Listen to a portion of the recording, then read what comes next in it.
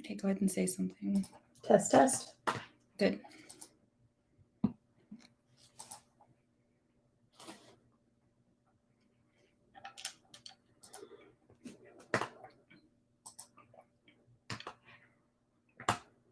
Okay, it works on your end, so that works for me. Okay, can you see me in the slideshow? Is there any way you can make that appear there too? Or no? I can. My camera's here, and then I'm looking over here. Okay, because I can't see it at all. All I can see is the slideshow. That's the only reason I asked. I'm sure there is a way, but Josh is upstairs.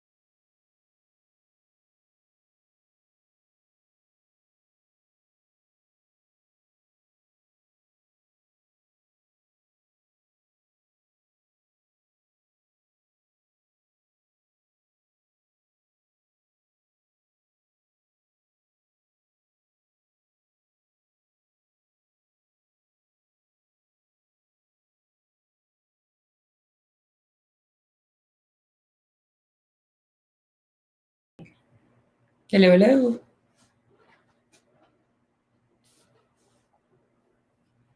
Okay, I'm turning off the infinity loop. Is it 9 a.m.?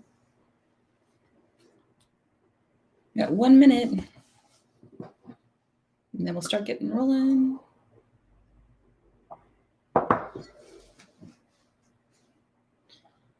If you guys want to have your video Who do I need to do and that? microphone up, you can push that little button at the top. If not, that's totally fine as well.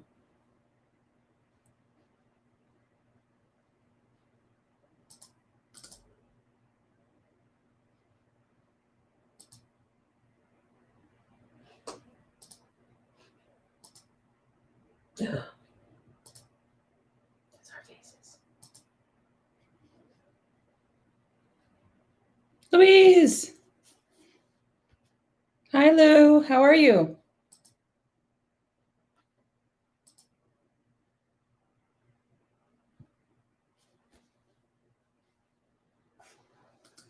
Do the permissions on for them to be allowed to share their screens?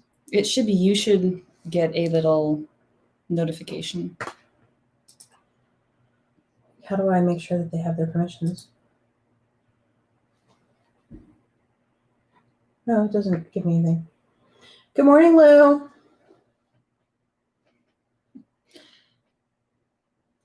You can share your screen and video as well if you're interested in doing so. It is 9:01. Let's go ahead and start.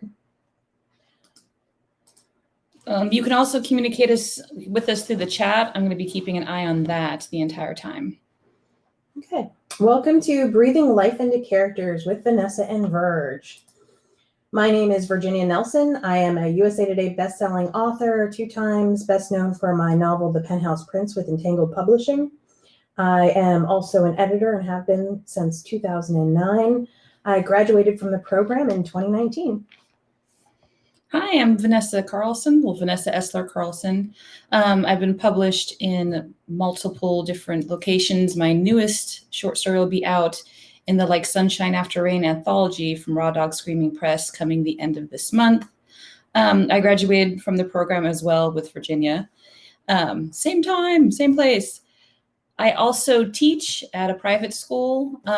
Usually it's for kids ranging from 3rd grade through 5th grade. I also run a creative writing camp for kids.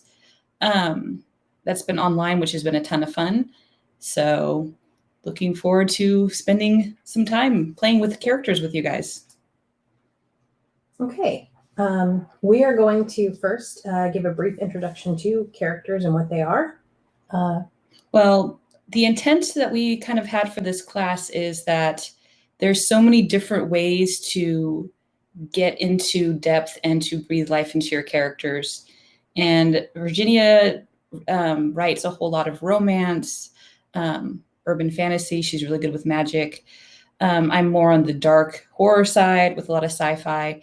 And so we thought it might be really interesting and cool to bring a whole bunch of different techniques and ways to breathe life into your characters to you guys and kind of shoot ideas back and forth between us and give you a whole bunch of different options. Okay. First off, we will begin with what an author needs to know versus what the reader needs to know. I'm sorry. So when you're creating your story, I once read this article that said you're supposed to picture this big, beautiful stained glass window. It's very detailed. There are intricate little panes. It's possibly been handcrafted. You can see the lead work. Just imagine this big, giant window like the size of a stadium wall. And what you're going to do as the author, once you know all of that and you've really taken in that stained glass window, is you're going to pick up a rock and you're going to chuck it at that window. And then after the window shatters into thousands of shards, you're going to pick up one shard. And that's what actually ends up in your story. So what you, the author, needs to know versus what your story actually shows in it, you need to know much more to actually nail the voice.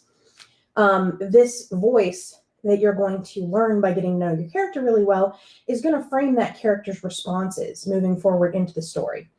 So for instance, if a character was, say, adopted at a very young age, never knew their parents, that's something that's going to frame every decision that character makes throughout the story. So you, the author, don't have to guess. You know how they're going to respond because you already made the determinations about their personality, what their character flaws are, what have you. Yeah. And so when it comes to revealing the past, a lot of that depends not only on how you do it and when you do it. I think that personally for us to relate with a character, it's like we're meeting somebody new and we're getting to know them throughout the story. So an info dump at the beginning usually isn't the best tactic to give us insight about your character, because I've never met anybody and then like, here's my whole life story and here's my entire personality and all my quirks right here. I'm going to dump it on you. You kind of go, that's a little much, right? So I would call it like almost putting little breadcrumbs. When something from their past, when something about their personality is explored and relevant, drop that breadcrumb, but let the readers get to know the character along the story as if it was they were meeting somebody. By the end of the story, they're probably going to be very super committed and very close to this person. But in order to get that feeling, you have to kind of slowly lead into it. As far as we know that protagonists, your main characters are going to be the ones that you're focusing on the most here. But as well as antagonists, side characters, setting. Oh, Verge has something to say. I was going to say, before you go into that, we didn't mention the whole genre expectations insofar as there are different expectations depending on your genre. For instance, for a romance novel, we really want to focus on the emotional impact of the decisions they make and how that person grows as a person throughout the story. That's the character arc we're looking for in romance. In a mystery, for instance, we might not know that much about our main character. Take Monk, for example. We know some things about him, yes, but you don't go into an in-depth thing of how they feel. In Star Wars, Rey. How does she feel about the fact that she was raised all by herself? How does she feel? How is she able to love despite the fact she lived a life so without love? We never know because they never told us because they don't have to. Due to genre expectations differing wildly, what you need to know about your character will vary depending on, what sort of novel you're writing. Okay, now I can do antagonists. Now I can do antagonists. Yay! So antagonists, side characters, even the setting. There's a history and a personality that's potential with setting. You should know more about these characters as well. How in depth you want to go into those characters is going to depend again on genre, on your particular story. If the antagonist and the protagonist are in a very deep emotional sort of, they might mirror each other. They spend a whole lot of time interacting with each other, then you're going to spend a lot of time on that antagonist. If it's a dark, you get Token with it, right? If it's the dark, evil mastermind that really never pops up besides being mentioned as much, you're probably not going to go super in depth on, what kind of tea he likes. That's not really relevant for you to know as the author. But as she was saying, mentioning Tolkien, you do have to remember, I picked a picture of a clock for that particular part of the slide because you do not want to be Tolkien. You do not want to spend years creating your story before you even start writing. In the modern market, it's going to be real hard to get fed if you're not actually completing books and you're just coming up with what's the backstory on my setting. So do make sure that you expend the appropriate amount of time depending on the importance of the character. Right. So I'd say almost like real life friends.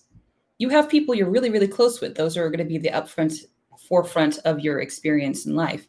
There's other people that you know, and you might know them fairly well. And then you pull back even more this is an acquaintance. I know a few things about them. So same sort of thing. If they're just an acquaintance in your story and they kind of show up and say, hey, how's it going? Interesting weather we're having. And then they walk back off. You don't need to know much more about him at all. Yeah. Or the barista.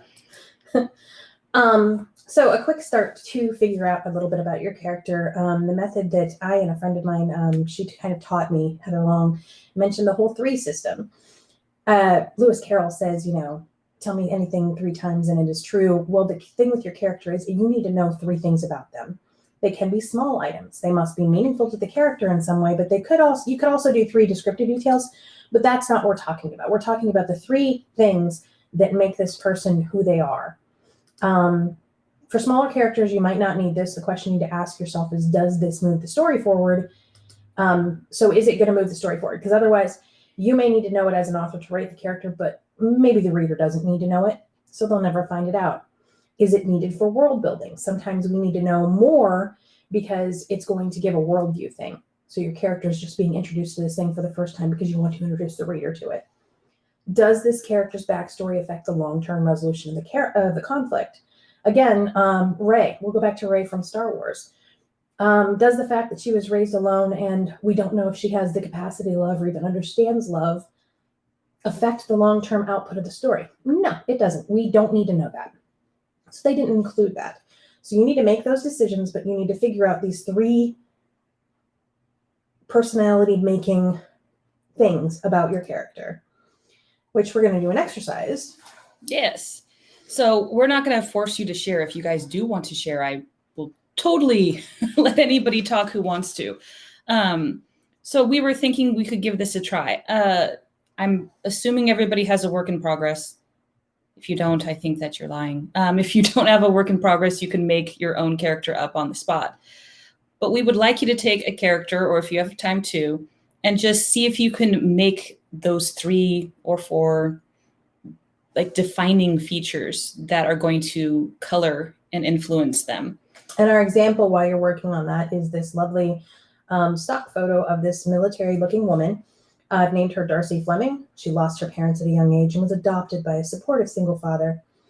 Due to this, she has a strange relationship with death, thinking sometimes it's needed for people to grow because she had such a good experience with stepdad or with adopted father. So, third thing we know about her is she's a klepto, a habit that started when she was newly adopted. She still finds herself pocketing random tidbits without planning to do so. If we know these 3 items about Darcy, it's then going to frame decisions she makes throughout the story because we know these core pieces of Darcy, this chick in the cool boots, moving into the story. So you don't have to get as in-depth and amazing as Verge gets with her military chick right now. But we did want to give you a few minutes while, the iron's hot, so to speak, to strike it and see what you can come up with. So what do you think? Let's not give them too long because we have many slides to get through and not much time. We're already out 11 minutes. You guys have about another... Let's do 2 minutes. Another minute? I'm making them panic. Well, no, they've had the whole time we were talking. We told them to pick a character. That's true. All right, another minute or so, and then we'll move forward. This will be recorded, so if you want to, you can always come back later and then pause it here and work more on it if you feel like it. You're like, give them all the time. I'm like, no, you get no time. Make a decision now. The pressure's on. I'm sorry. I don't know if us being friends and being funny here is helping or hurting. Probably helping.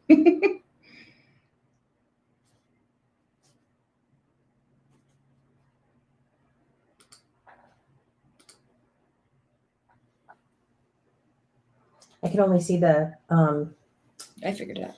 The PowerPoint. So if you guys notice me like looking over like this, I'm looking at her screen to try and see chat to see if you guys are saying anything. All right, so go ahead and finish up your thought if you can. I hear writing, that's good. Yes, work early in the morning. Although for you East Coasters, it's not that early, but it is for us. So did anybody want to share anything?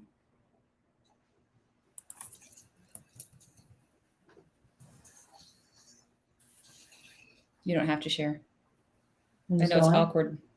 It's awkward online sometimes to share things. Is it okay if I share? Yes, please. Okay. Hi. Virginia. I live in Virginia, so I love your name. My character's loosely based on my stepmom, who died by suicide a few years ago.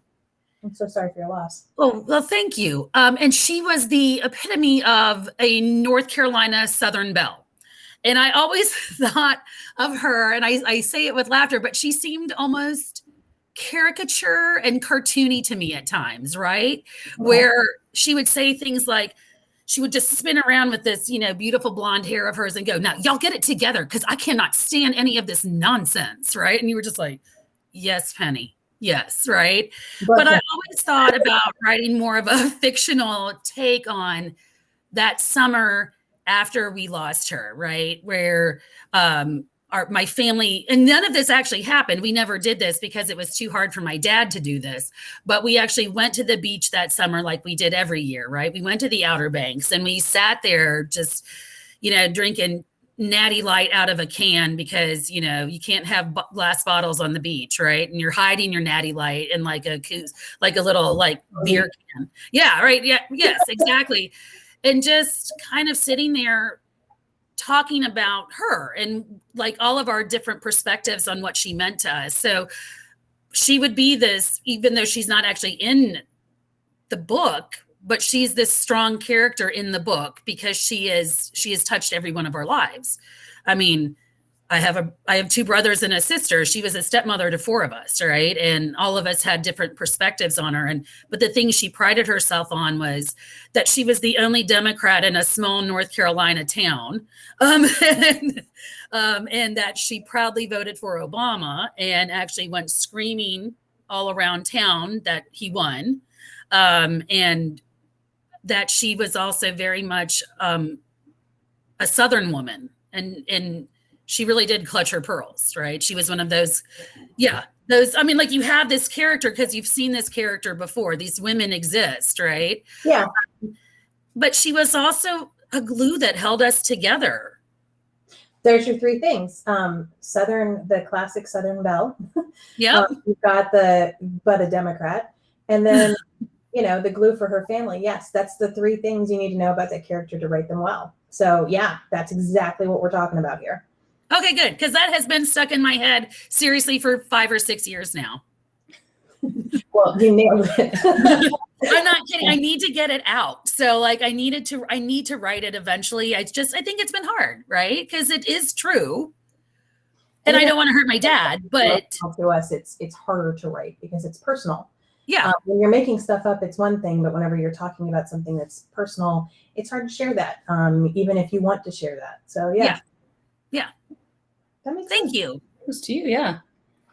I think that's going to make for a stronger emotional attachment to that character from a reader's perspective, because if you feel that emotional warmth for them, that will show in your writing. Well, thank you. I hope so. I mean, I even have like chapters in my head and scenes of when I was like 17 and she was like, "You cannot hold a knife and fork that way, young lady. What if the Queen of England invites you over for dinner and you're holding a knife and fork like that?" Right? I mean, I'm not kidding. And we spent hours at the table holding our knives and our forks properly, right? And I just in case I meet Queen Elizabeth, and I was like, okay, like that's gonna happen. Yeah. But pop over. She's gonna go to the Piggly Wiggly, and you're gonna run into it, and she's gonna come over. Yeah, and we really did have a Piggly Wiggly in town. It's so funny. So thank you for that. Yeah, you're welcome. All right, you want to do the intro, or shall I go ahead? We're going to go into a bunch of different options. Yeah, we're going to go into a bunch of different options to help you explore the character and get this sort of depth before you start writing. We really do have a plethora of different ways that you can kind of dig deeper. One of the ways is, if any of you do any role playing or games, you may recognize this as a character sheet. If with a character sheet, the way you could use that to create a character for a role playing game is you roll the dice to come up with their stats. Like, are they intelligent? Roll the dice. Do they have a lot of dexterity? Would they make a good thief in a story where you've got a thief? Roll the dice. So that's definitely one way you can go, is to just create a character sheet like that and leave it up to the universe so we can decide for you. Your other option is there's a bunch of different character sheets. I got an example here on the screen for you, but you can Google character sheets online. It's sort of the Mad Libs of writing. You can come up with dark hair, light hair, weight, height. The cool thing about doing a character sheet like this, though, is say your book is 120,000 words long and you've not used this character since, chapter 2. And they're coming back now towards the end of the story for our climatic scene. You might not remember what color you made their hair. What color were their eyes? How tall were they? What was their figure? You might not remember, and you'd have to go back and look. If you write a multi-book series and this character from book 1 comes back in book 7, you might not remember how they look. So you're sitting there, using find in your manuscript for the word hair. So another option instead is to have this character sheet that you can look back on for all of your characters. You can make a file or whatever. Which leads, of course, speaking of online, to the big goal motivation conflict sheet. This is very popular in romance. With this sheet, you would use it to determine both internal and external goals, motivations, and conflicts. So for instance, what is your character's subconscious need? For our character, before she needs to find a way to, we'll say she needs to find roots. She wants to find a core place to settle down and be, part of a family, because she's never really had that experience that she can remember. Why does she need it? Because she's always wanted it and it sounded really good. Conflict. Well, she's in the military and she's traveling and she thinks it's just not for her, that she can't set down roots in her current life. Her error in thinking might be that, yes, she certainly can. She's just got to accept herself and her life as an acceptable and complete life. And the lesson she learns from this is to, self-love, to love who she is. That's just a really quick made up off the top of my head idea of a character's goal, motivation, and conflict.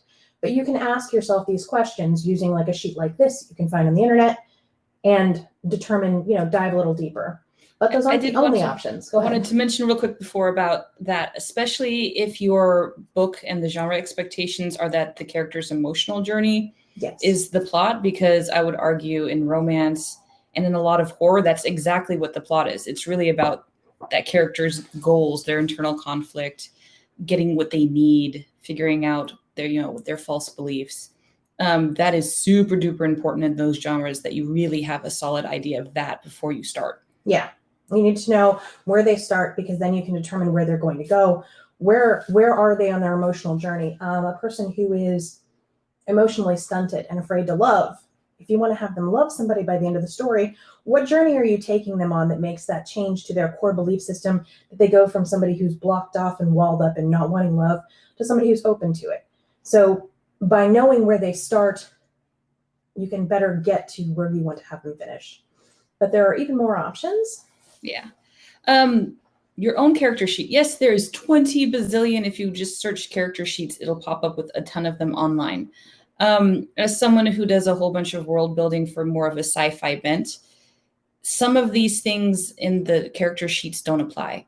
If I'm creating an alien, it doesn't matter what is in his pocket because he doesn't have any, or it might not even have a gender. So you see what I'm saying?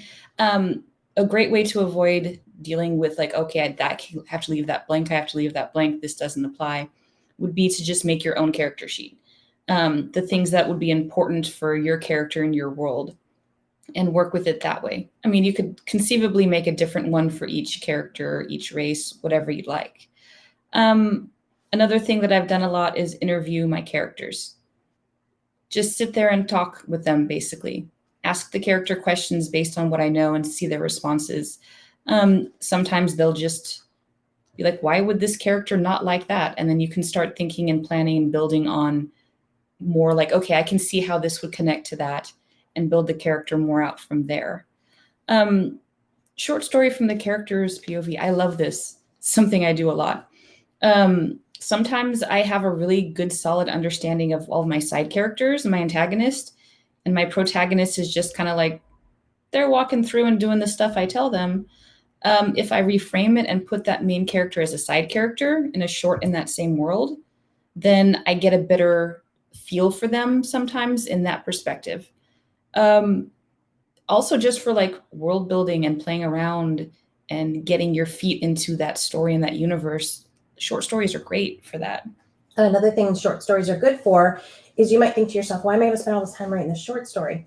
I have used short stories that I used writing my character's point of view as anthology entries.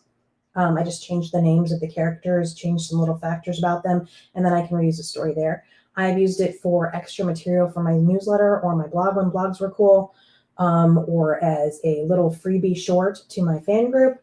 I have used them before. So a lot of my books stem out of short stories. So then what I do with that short story afterwards is interesting. For instance, my most famous book, The Penthouse Prince, the first story I wrote was Sugar on Top. And the two stories are very different, so it might not seem to the reader like they had any relationship whatsoever, but it was my mind first trying to wrap around how those characters were going to interact.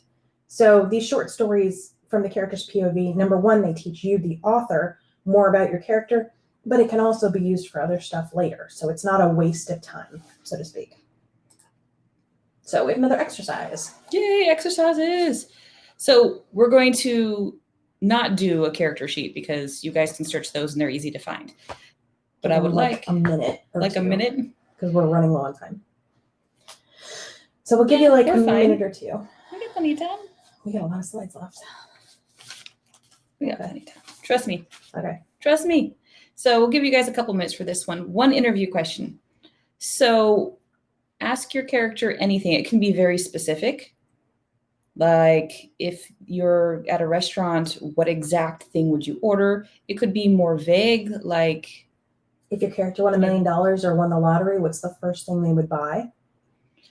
Any question that you can think of that you might get an interesting answer from, something that you wouldn't necessarily put on a character sheet. Don't ask them what their hair color is. You already know that. If your house is on fire, what's the first thing you'd grab? This answer varies wildly. Yeah. That kind of stuff. I did give you an example while you guys are working on this. We've got Mr. Handsome Stock Photo Guy. He is a werewolf. To interview him, I might ask him what his perfect idea of a date night would be. Maybe he says dog bones under moonlight after a good run or fetch till dawn. I mean, that's up to you, the author, to determine. But that's an example of a question you might ask for an interview. So we'll give you a moment. Yes, the short stories are really fun. And I think that short stories don't have the same amount of pressure that you have with your big novel. You want that to be perfect. You really want the character to be solid. When you're writing a short story, it can actually just be like, I'm playing around with this. I'm not doing this for any particular, like I need to publish it. and you might get more substance from experimenting in that form. And while you've got your minute, if anybody does have an interview question already, and if you'd like to share it, you got about a minute more, you can definitely share with us. Do you feel like have a song stuck in your head? Okay. Just give me a reason, just a reason. That's I don't know why I'm feeling Taylor Swift today.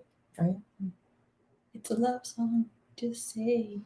You said Taylor Swift, and what popped in my head was "Hit Me, Baby, One More Time," which isn't even Taylor Swift. I probably should mute us. I hope we're entertaining at the very least. I figured while they're working, if any of them is just sitting there staring at the screen waiting for us to continue, it gives them something to listen to. About another 30 seconds. I'm in such a rush. Yeah, I want to give them question time. I'm already at almost a half an hour, so that's why I'm like, I'm not gonna have time. We're a little over 10 minutes per section. We've got one section left, so we should be good. Okay, cool. Right, so wrap up your thoughts. East Coaster acts like East Coaster, West Coaster. West Coaster's chill. East Coaster, let's move on.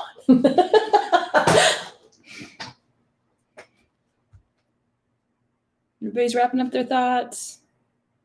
Anybody want to share if they have anything? Was this insightful? Give you ideas? Tell me when to click. Oh my goodness. All right, East Coaster, click.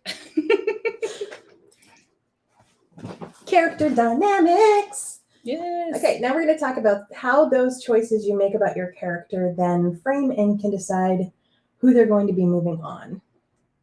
I'm the one talking right. Nope, it's you first. It's me first. Mm-hmm. Pinging. I like this term. Your characters are going to interact with each other in different ways based on their personality, based on their backstory. So they're not just all going to get together and go, we all have the same idea and the same motivation. Yay, we all get along. That's awkward. Even if you're friends and you're close to somebody, you're not going to be perfectly aligned with them 24/7.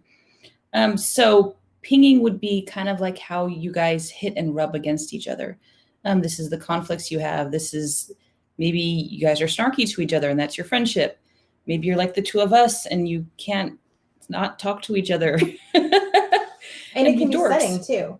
Yeah. You can interact with your setting. For instance, in your book, I'll let you speak on that, but in Sublime Spectacle, she has an interesting relationship with her setting. Yeah. I think a lot of more feminist fiction, it's about the character, the female character kind of against society, against the world. That can be encapsulated in a very specific place, like this particular city I have beef with, right? Yeah, and in her story, for instance, the way that character pinged off of their setting was she was a very strong female who wanted to take power and take a leadership role in a very male-dominated society. So it set up instantly a conflict before she even started writing was this character versus their setting, which leads into the foils versus mirrors. Some people you meet are foils for your personality and some are mirrors. Some of them reflect exactly the same things you believe. You can look at them and go, yes, totally vibing. You and I believe the same things. We think the same way. It's all similar. There are other people who are foils, people who you meet who instantly grate against your personality like a cheese grater. And the two of you, no matter what, just whenever you meet and combine, conflict. So you want to make sure that you have those different relationships with the world because we as people have those different relationships with the world. And it's going to make your story read more true and your character seem less cardboard if they have different people, they react different ways. Your personality might be sort of chameleon. When you're with one person, you might act one way. When you're with another group, you might be really outgoing and bold and crazy and just do the wild and dangerous things you would normally do with, say, your grandmother who you go to church with every Sunday. It's different relationships.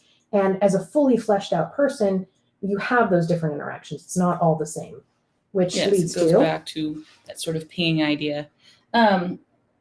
Mirrors, I wanted to mention real quick. Sometimes characters and people don't like their mirrors. Usually that stems from they don't like that part about themselves.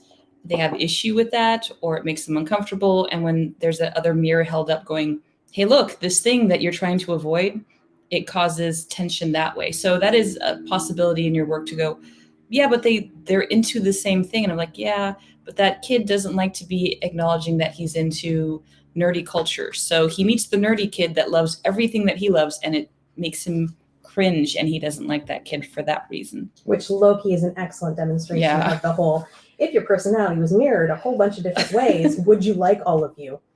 Maybe not.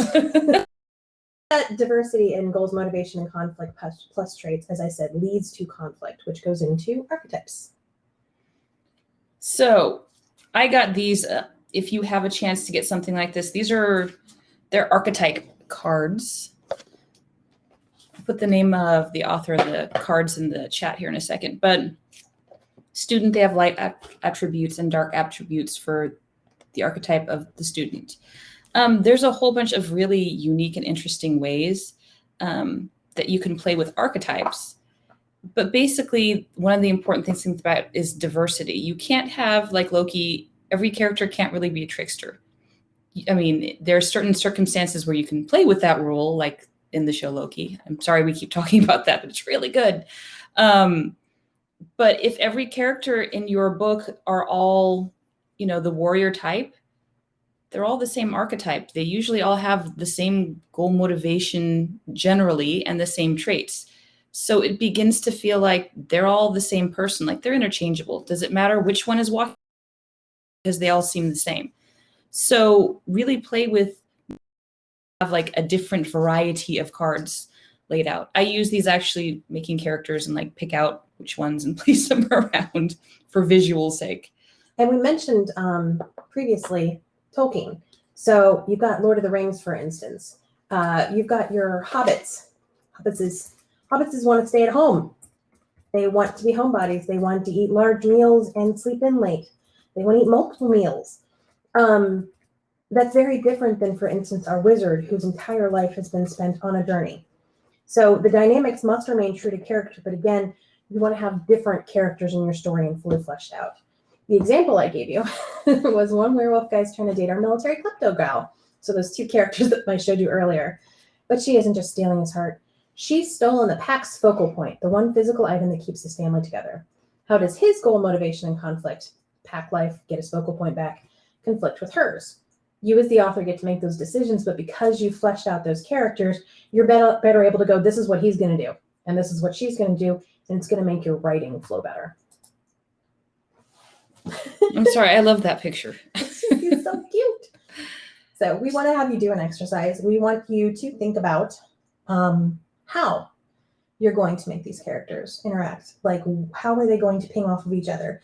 How are they going to ping off of their setting? I gave you the example of in her book, Sublime Spectacle, how the character was set up in a world, and she was a powerful female to take leadership.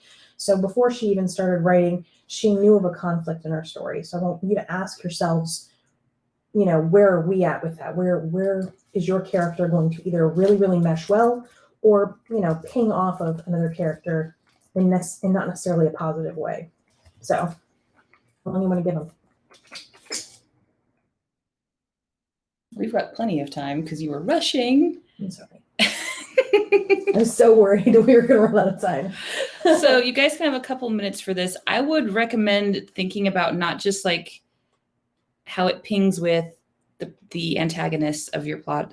Think about how there's pings with the setting. Think about the characters are going to ping with other minor characters.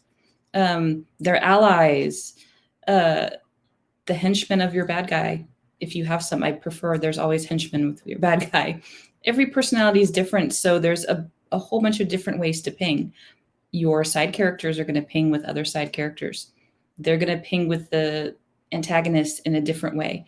So you might want to try even kind of doing a visual map, like a spatial, like this character, and draw a line here, and what's their ping? What's their relationship? Do they like each other? Do they hate each other? Are they familiar? And then kind of make a web if that works for you. Do they start out hating each other and then learn to love each other? Enemies to lovers, yes? Yes, enemies to lovers. One of my favorite tropes to write. So we'll give you guys a few minutes, I think, just to play with this. And if any of you want to talk it out in the meantime, while you're having your time, we're here to help you. So let us know.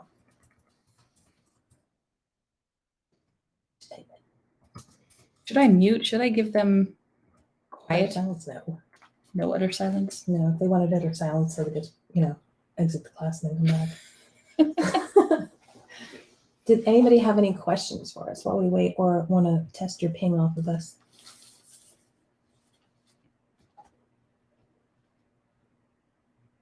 Pressure.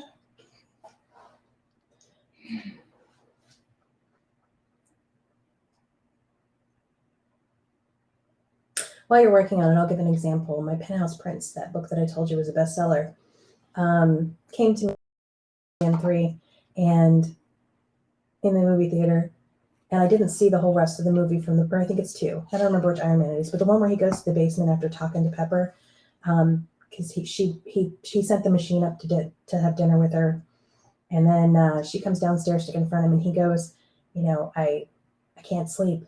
I stay up all night trying to make things to protect the one thing that matters, and that's you. And the whole rest of the movie I didn't see because this character, Camden James, I knew his name, I knew all about him, popped into my head, fully fleshed out, an insomniac billionaire who everybody believes the mask. Everybody believes the person he puts forward, and they don't see the tired, lonely man underneath because he was an insomniac too. And so I thought, what would be a really interesting character to have ping off of him? And I gave him a single mother who is not impressed by all of his money, who thinks a lot of it's pretty ridiculous because her focus is much more in the here and now. It's a very survival-based focus. What can I do best for my kids? How can I pay the bills? I thought it would be really interesting to see those 2 characters because I knew that just their personalities would instantly ping because he's used to, if I want a thing, I just get it. She's used to, if I want a thing, I don't get it because I have to pay the electric bill. So it made for an interesting conflict even before I started writing. So that's an example of how your decisions about your character can not just frame the rest of your story, but can in and of themselves, just by putting those 2 people on the page together, cause conflict.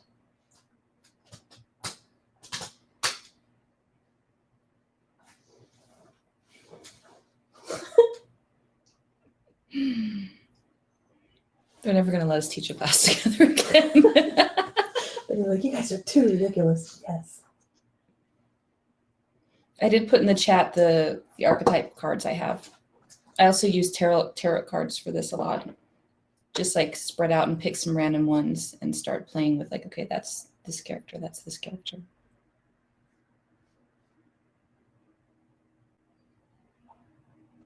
Because I don't have any tarot card decks. I'm just like, she has brown hair. She has brown eyes. She likes to go to the mall. She meets a guy there. He is a secret billionaire.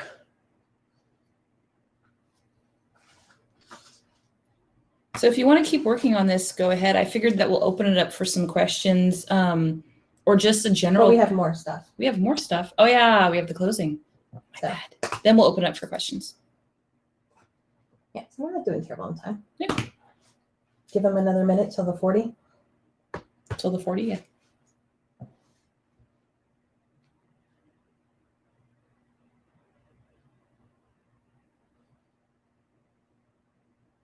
Louise said that she loved your book. She loved that book, and they went really well together.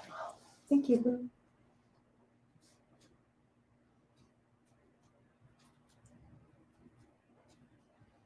I can't believe I managed to fit the Camden James story into our class.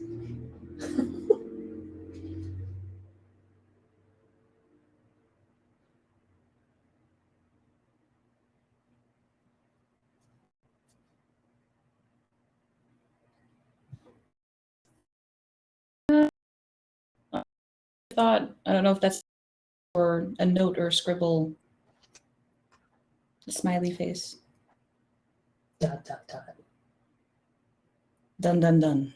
Which reminds me of Mamma Mia. Remember? ... Okay. Anyway, quick review. Yeah, these would be, I think, the takeaway points that, like, these are the notes that I'd probably hope that you guys take away from this whole spiel that we've done. Shot this page, print it on your wall. You can go ahead with the do's. Want me to do the do's? Yeah, I'm doing the don'ts. All right. So find a character sheet or technique that works for you. I think that we both agree, even though our styles are very different, that you should do some sort of work on your character before you start writing. Yes. So no matter how that is for you, that it doesn't matter which way you do it as long as you do it. Super duper important. And it might change from book to book. It might change from story to story or even character to character. Maybe you find one by rolling the dice and then the next character, you're like, I'm going to do that. And it's like, no, this isn't going to work at all. Yeah. So then just try the other techniques, try other ways to find those characters. Do figure out your characters, GMC. Whatever way you do that, you can do that in more of a form style, like she had presented. You can just write them out. You can do, like I would say, more visual lines to stuff. However it is that you need to figure that out before you start writing. Otherwise, you're going to have to go back and change a whole lot of stuff once you finally realize what the character's motivation is, for example. Know 3 things about your characters that impact how they view the world. I would say that's pretty standard for any meaningful character. Again, we're not talking about the acquaintance that walks in and goes, oh, hi, Fred, and then walks, just keeps walking. You don't need to know anything about him. But if they have any sort of impactful role on the story, you should at least know those 3 basic things that make up the basic character that we see. Do know more about your character than will ever go on the page. The more important they are to the story, honestly, the more you should know. Don't worry that you're like, oh, I love this thing about their past, but I can't force it into the story. You don't have to. You just have to know that person. I'm sure there's tons of people that you think, and you don't know every little thing about them that makes up who they are. You don't need to appreciate them. You're like, you're awesome anyways. I don't need to know your backstory to know that you're an amazing person. Your characters is the exact same way. Don't be afraid to experiment with the unexpected. Absolutely play with your characters. When I was younger, I had a friend and we were teenagers and we had a whole bunch of Barbies and a whole bunch of Barbie houses. And we would do what we called Barbie soap operas, that we would make them all individual characters. I know you're laughing at me. No, I'm laughing at it. This is so relatable. And, we'd set up a scene and actually had the little tiny baby one that would grow into the little girl and then become Skipper and then a teenager and her whole life and the evil stepmom. Yeah, we'd get really involved in that sort of thing. There's nothing to say that you can't do that now. There's a whole bunch of ways that you can explore different characters. Don't be afraid to take somebody from your real life and tweak them a little bit, put them in the story, see what they do. You don't have to commit to anything when it comes to characters. Even if they're based off of someone in real life, you can change something. They're your person. They're moldable. They're slightly changeable. Flip something out on them. Okay, they're comfortable here. What happens if I throw them into the completely horrible situation for them personality-wise? In fact, we recommend you do that. Chase them up a tree, throw rocks at them, do whatever you can to get them moving. Yep. So do that. Don't figure out your motivation as you go on unless you like doing extra work that you don't have to do.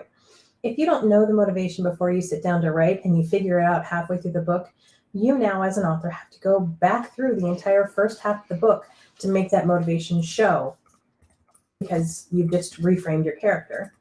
Don't write without knowing your character's voice because, again, you're just giving yourself more work at the end of the day. Don't be afraid to step outside of your personal comfort zone and write something wild and crazy. Just because you, for instance, I think we were talking about this last night, say you're a really deeply faithful person and you have a very close relationship to Christ. Well, maybe your character is struggling with their faith and doesn't believe in it anymore. It doesn't have to be religious based, but I'm just saying that just because you believe something doesn't mean your character does. So don't be afraid to step outside your character, your personal character, and write somebody who's utterly different than you. Sometimes in doing so, you actually find out more about yourself, which is interesting. Don't make all your archetypes match.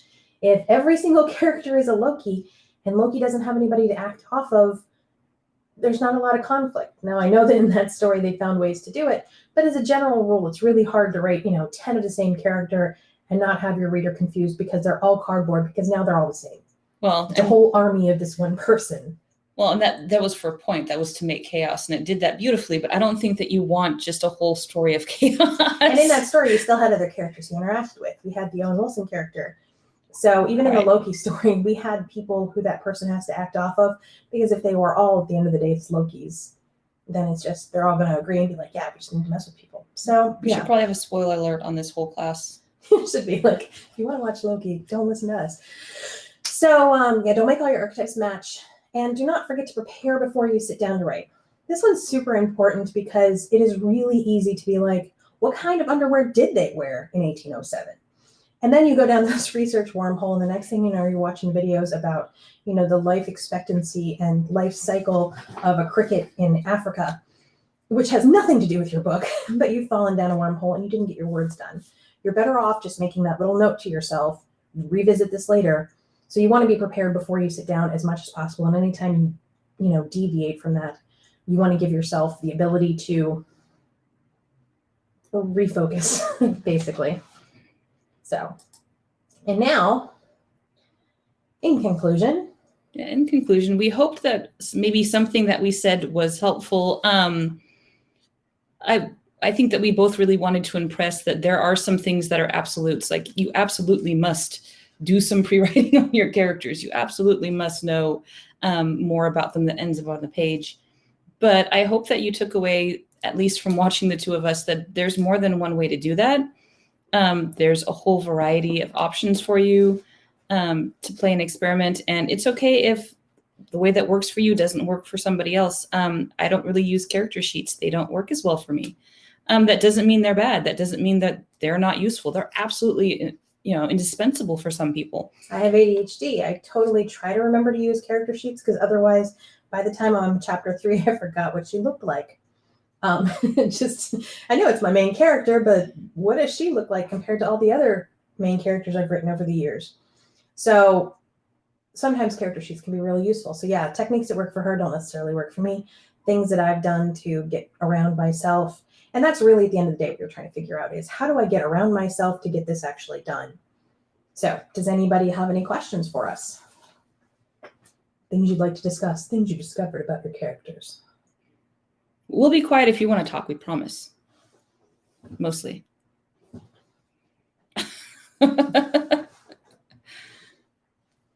Everybody's being super quiet. We've got like 2-3 minutes left.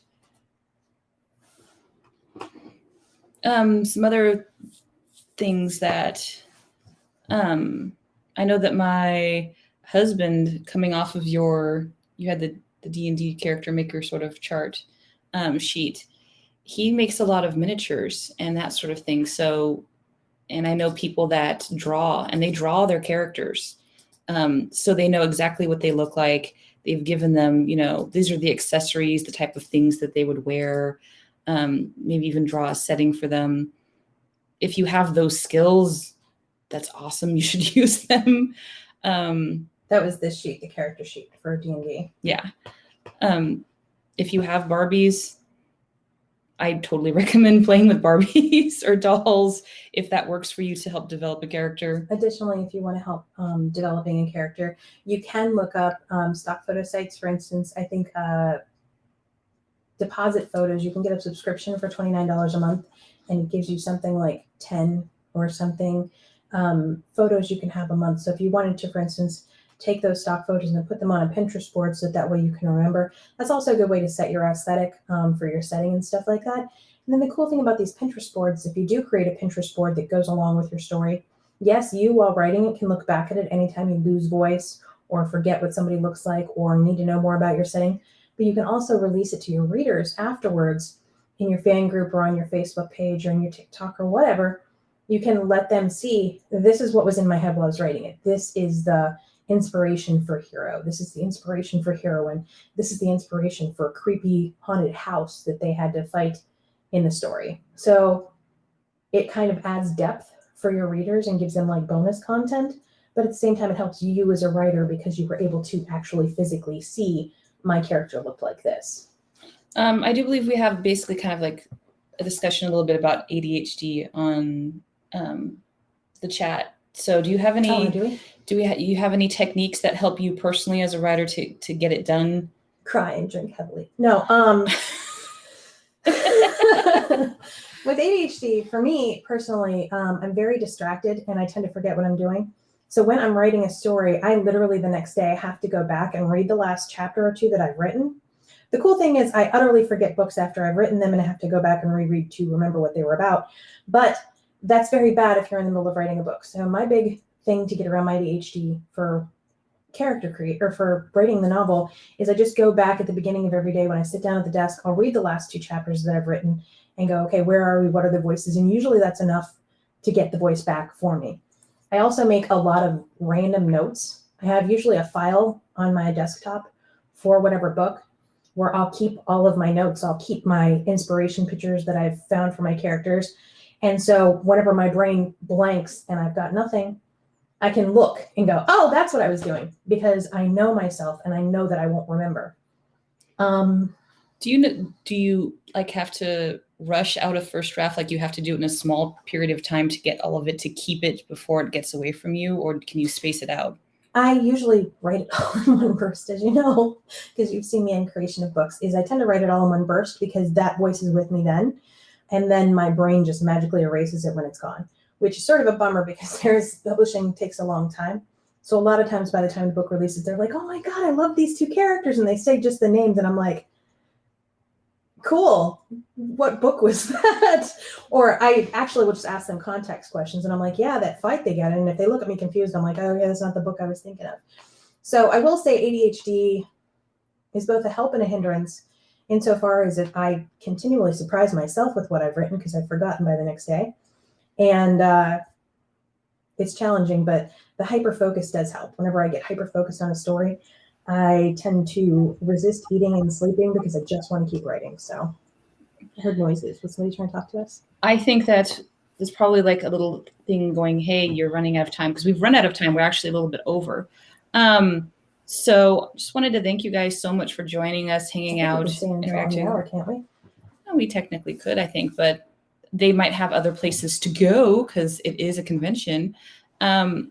But yeah, I wanted to say thank you guys so much for hanging out. I hope that anything that we've said might be useful. At the very least, you know, you have a pass now to play with dolls. I will stay till 10 o'clock if you do have further questions. Yeah. Thank you guys so much. Thank you. Does anybody Thanks, have any other Susan. questions? ADHD. I will say, Virginia, I love it that you talked about your ADHD. I'm actually now a disability organizer, activist, advocate.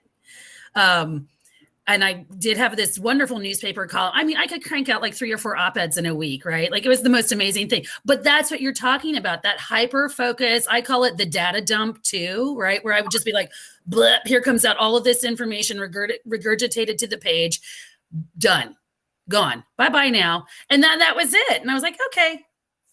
But writing a book has been that bigger struggle for me because I can't just, I'm not finding that time to do that, right? Because I'm homeschooling and I'm working from home and I'm doing laundry and I'm like, oh my gosh, could you people not need to eat? Could you please not dirty your clothing? You want dinner again? You want to, I have to do something, right? And that has been that biggest struggle for me. So when you talk about how you've done your characters and you've like, oh, here it is. I've just gotten it all out of my brain. What are you talking about? Like afterwards, yes, we're people. My tip for you is take it in smaller bites. Yes. I cannot sit down and write a book. Yeah, but I'm going to have to. I can write this chapter, this scene that I've got stuck in my head. And Yep. then if I let my brain stew and kind of foment on like the information that I dumped in that chapter, I can then sit down and I can get another chapter. So yeah, just take it in bites. I'm going to you know what? It's so funny. I tell this to people all the time, but I can't take the own advice and like, why? Yeah, I'm trying to be more open about it because I think if we talk about the fact that, ADHD is a thing and this makes it harder at times and other times it makes it easier when the dump is just going majestically. Oh, yeah. Yeah, then you kind of like snap out of it and your back hurts and you're in a cramp because you've been sitting like this for way too long. Oh, gosh, yeah. Yeah.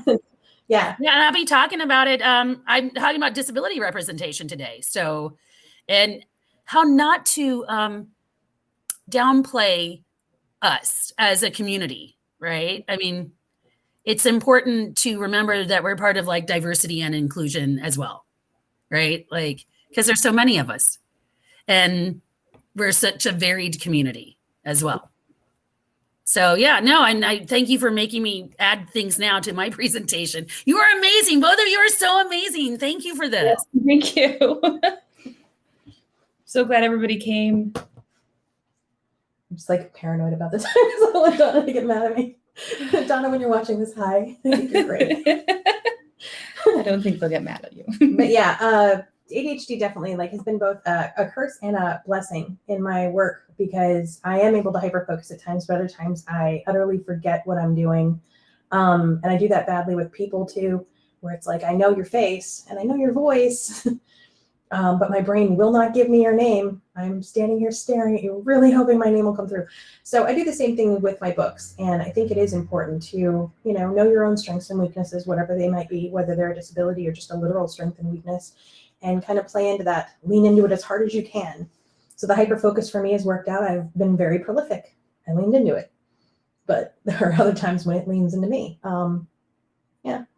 Well, I'd say that's a good rule of thumb for the characters, right? Know your characters enough to like, this is their strengths, this is their weaknesses, this is how they're going to leverage and how it's going to. Yeah, but with characters, we want to find like the sore spot. It's like, oh, look, there's a bruise on your arm. I'm going to poke it. Because then we meet the characters, real conflict and find out who they are. You can probably take that day off. I was going to say, we can stop the infinity loop. The loop of infinity. Oh God, I can see you all now. Yay, hi. We have about 3 minutes left. Is there any other questions or anything else anybody wants to add? Even if it's not related to the class, I will happily answer questions if you can ask them in less than 3 minutes. How are you guys feeling about being online? Yeah. Is this more interesting than being in a convention in person? I like it and I don't like it sometimes.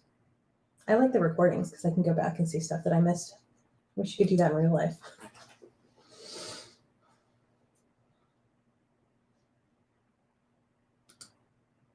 Newspaper comic account. How bad? Yes. Yes. I'm sorry. I guess I could probably say more, but I do agree. I'm not disruptive. It's funny, if you watch my panel on, well, it's not my panel, but the panel on self-publishing, you can literally see me waving around the carrot that I was using as a manipulative because my anxiety was high that day. But I do like to get away from, regular life and go on the trip. So we've been talking about that, how we miss the magic of Hogwarts to this residency. But at the same time, it's also been the same. So, yeah. And Lou, I feel you because there's a couple times that, I was in a party room and Bella's like, hey. I'm like, yes, that's great, 11-year-old, but this is work if you could not. But I'm in my office, work. I'm in my house, but I'm also technically at work. You and Bird are sitting in there laughing. Clearly that's not work. Well, it's recorded, so I hope that we gave you guys some helpful input and some helpful techniques to use. And before Donna comes in and kicks us out, I think we do have to exit the room now. You can find us in the party rooms. You can also find me on the internet, Verge_Nelson is at yahoo.com is my email. Verge_Nelson is me on social media, and Verge-Nelson.com is my website. You can find me at Twitter. I'm Van Punk Author.